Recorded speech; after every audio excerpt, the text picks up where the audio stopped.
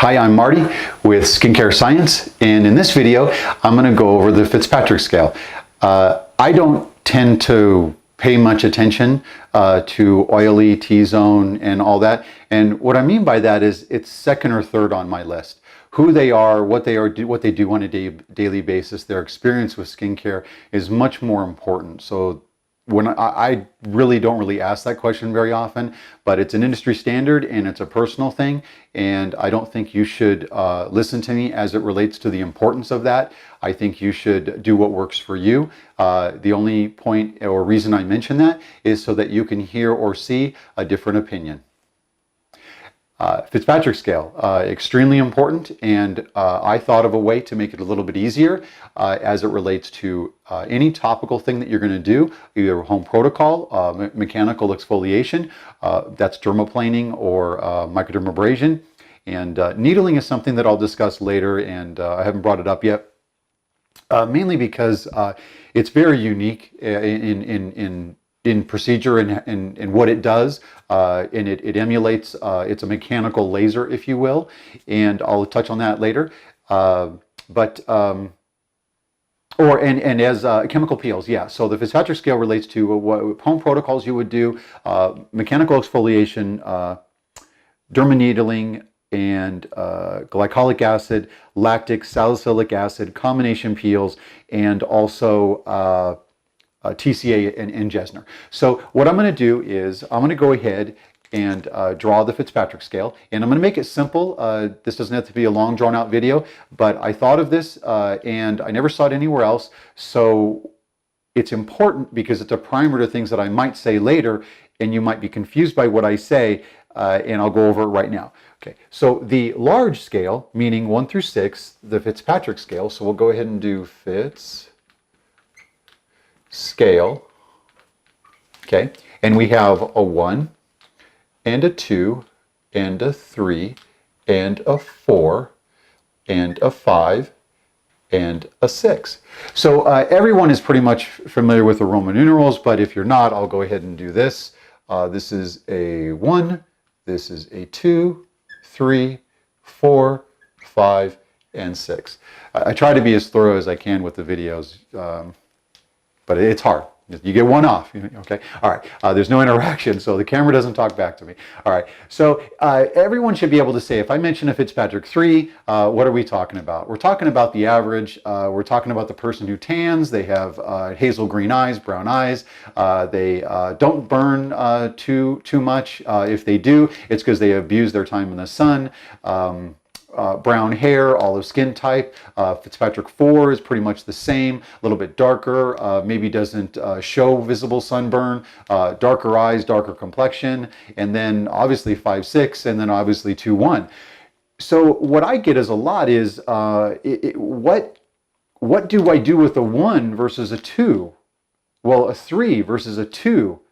See, I think I'm a 3, but if I showed you my stomach, you're going to say I'm a 2. When I get laser hair removal, I'm a 2.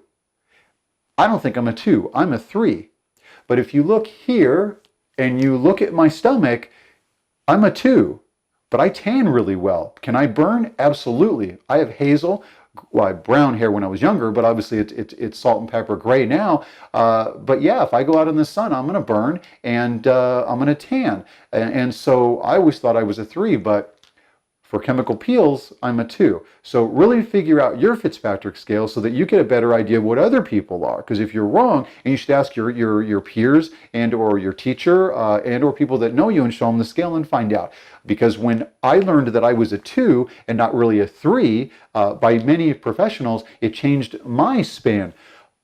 But here's something critical that will help, and this is why I came up with this. See, I don't believe in the large scale, so I'm going to go ahead and write large. You see, I don't believe in the Fitzpatrick Scale in the large scale. I don't. I believe in the small scale. Here's the small scale.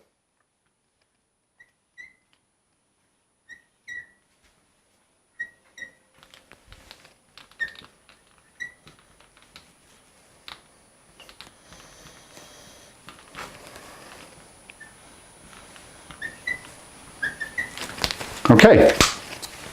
If you hear me say this in any educational video going forward, it's what this means. What I'm saying is what this means.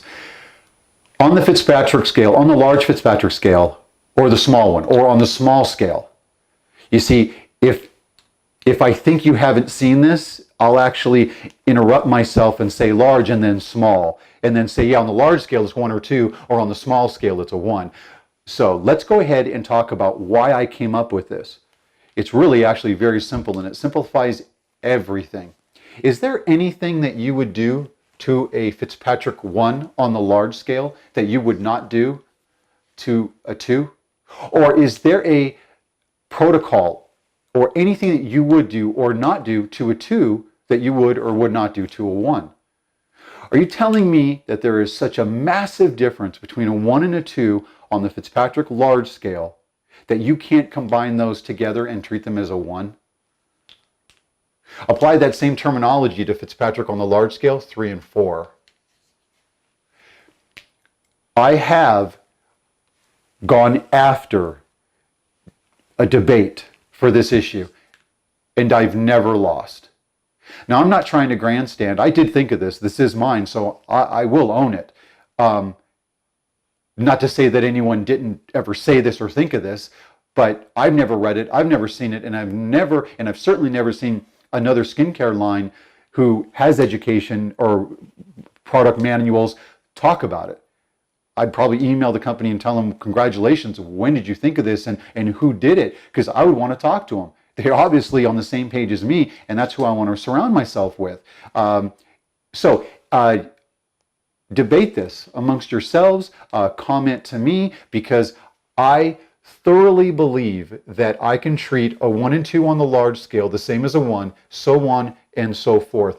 And through learning and through constantly looking at it on a small scale, it greatly simplifies the risk assessment of post-procedure complications.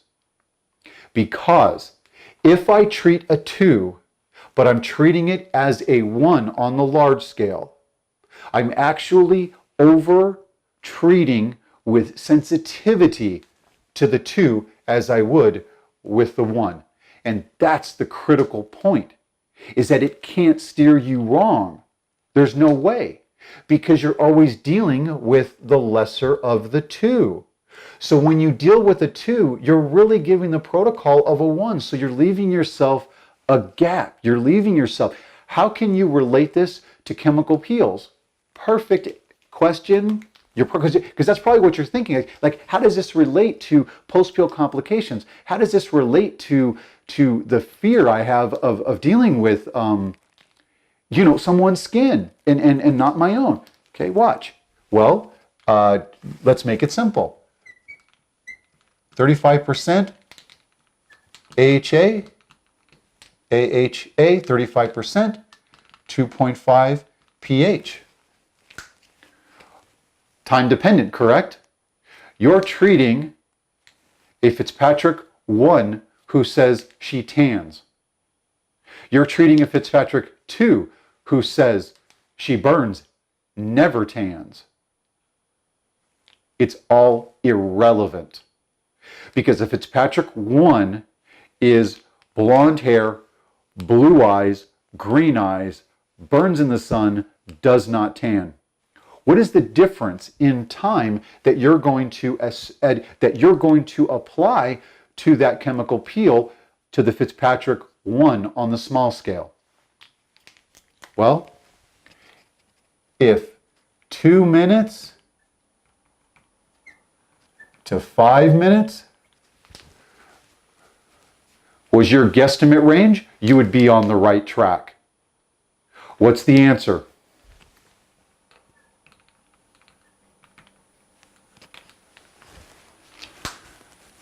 Two to 3 minutes.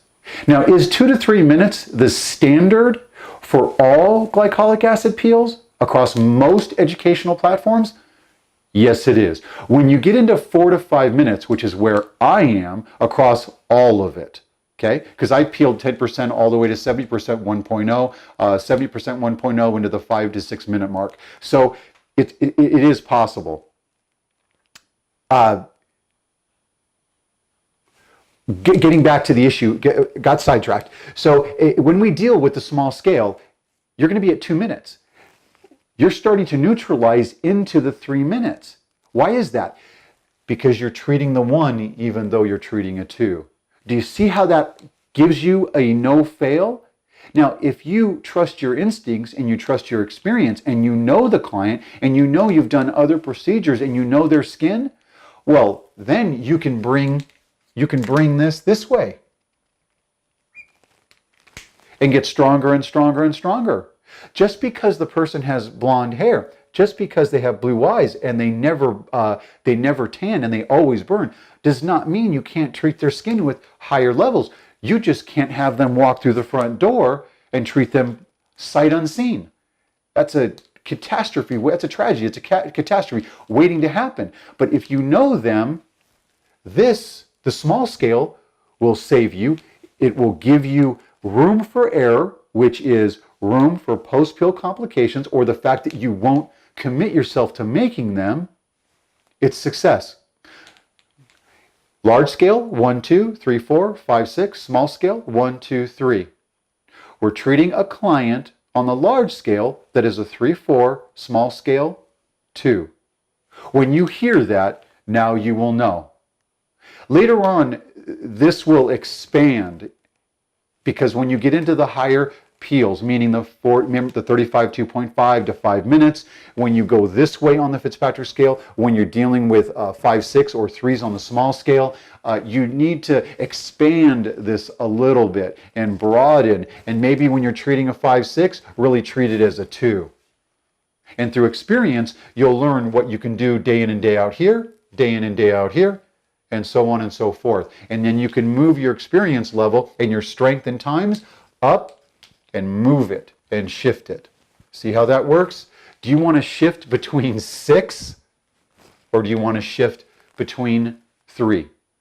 All the while, your entire experience on the scale is dealing with the qualities of the lower end, which you're always sensitive to, which gives you room for error on the larger.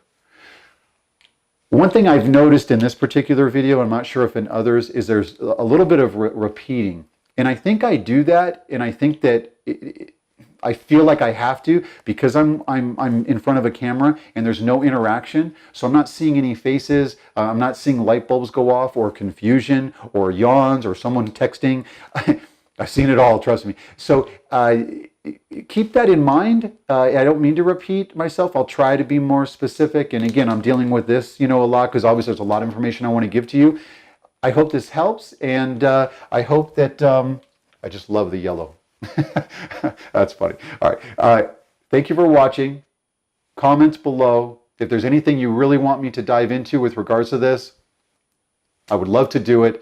And have a good day. Thank you.